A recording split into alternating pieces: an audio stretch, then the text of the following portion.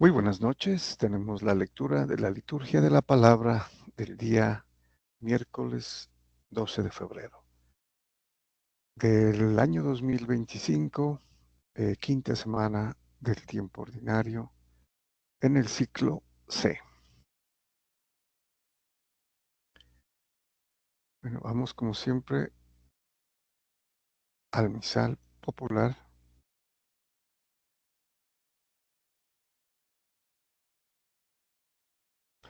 Bueno, que ya tenemos en pantalla, creo, con algunas dificultades de conexión.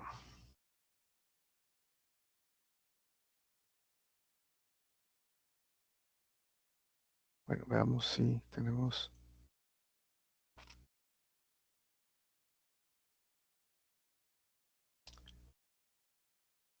Bueno,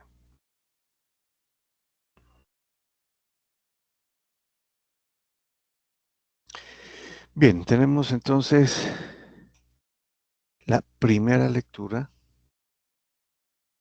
el libro del Génesis. Continuamos con el desarrollo del libro del Génesis, capítulo 2, versículos 4b al 9 y del 15 al 17.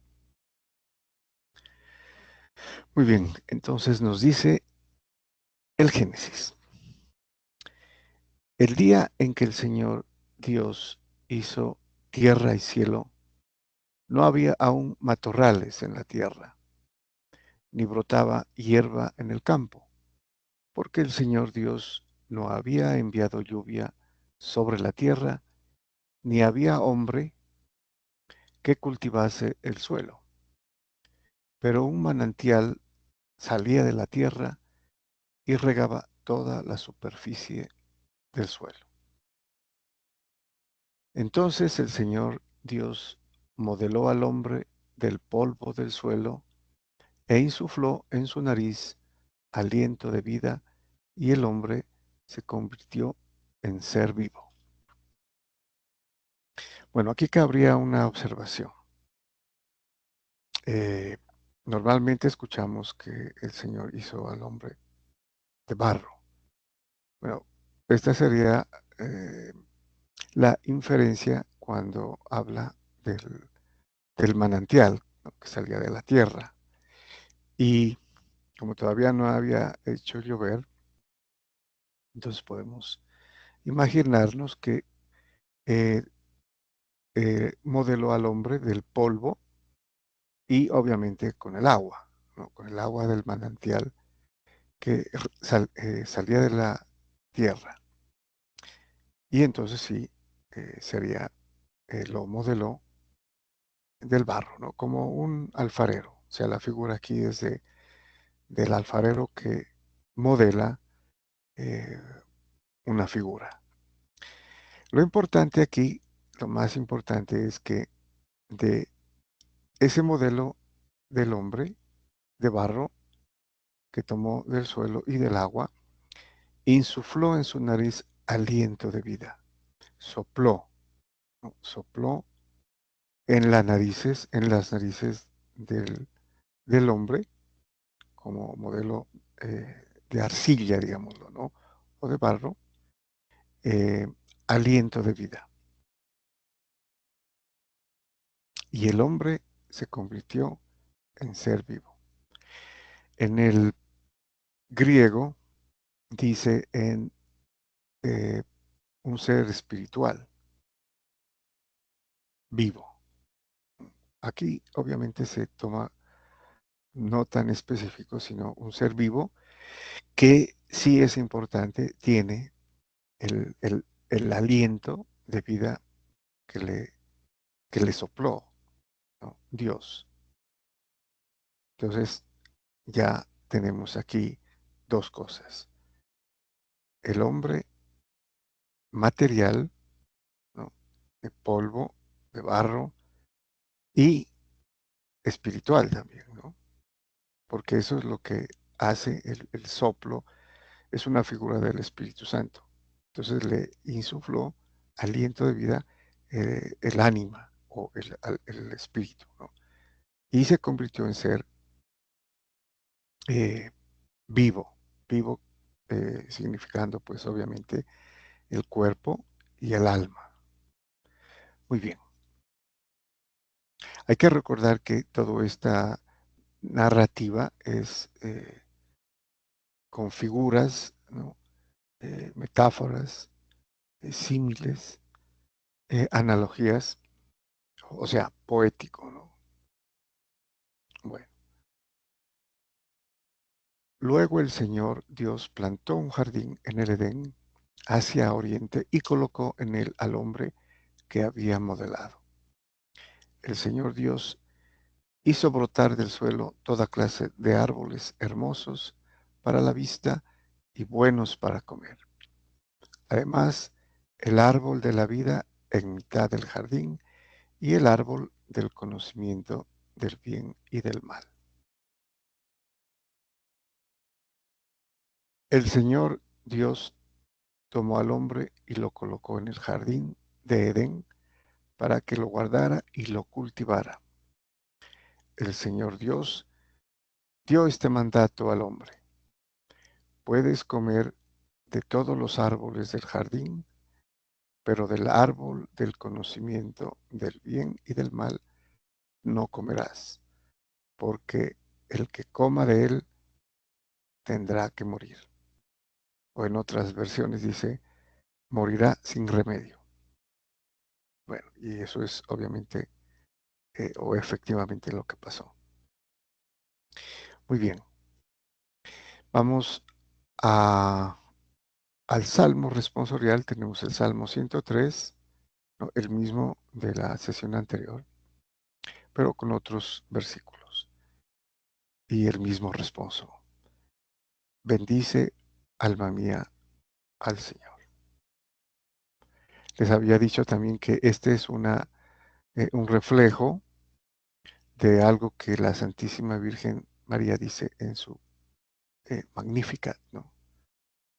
Cuando va a visitar a su prima Santa Isabel. Engrandece, alma mía, al Señor, que sería muy similar a bendice, alma mía, al Señor. Entonces nos dice el salmista, bendice, alma mía, al Señor, Dios mío, qué grande eres. Te vistes de belleza y majestad. La luz te envuelve como un manto. Habíamos dicho en la sesión anterior que este es un salmo, es un himno, ¿no? De alabanza al poder creador de Dios, que va, pues, obviamente paralelo con la lectura del Génesis, ¿no? La obra creadora de Dios. Todos ellos aguardan a que les eches comida a su tiempo. Se la echas y la atrapan. Abres tu mano y se sacian de bienes. Bueno, aquí se refiere, obviamente pasa al versículo, a los versículos 27 al 30, pero aquí está hablando de los seres vivos, ¿no? Que subsisten gracias a Dios, porque les da el alimento, ¿no? Aquí utiliza obviamente la figura de como si les diera de la mano, ¿no? En la mano, la comida. Les retiras el aliento y expiran y vuelven a ser polvo. Envías tu espíritu y los creas y repueblas la faz de la tierra. Entonces aquí tenemos una explicación implícita, ¿no? De lo que es el aliento de Dios cuando creó al hombre. Entonces, si no tiene el aliento de Dios, que es el espíritu, expiran, ¿no? Y se vuelven polvo. La carne, la materia, se, vuelve a ser polvo. Envías tu espíritu, o sea, el aliento, y los creas. Y repueblas la faz de la tierra, que sería un adelanto escatológico, ¿no? A la resurrección, ¿no? Cuando por el espíritu, ¿no? va a resucitar los cuerpos. Bueno,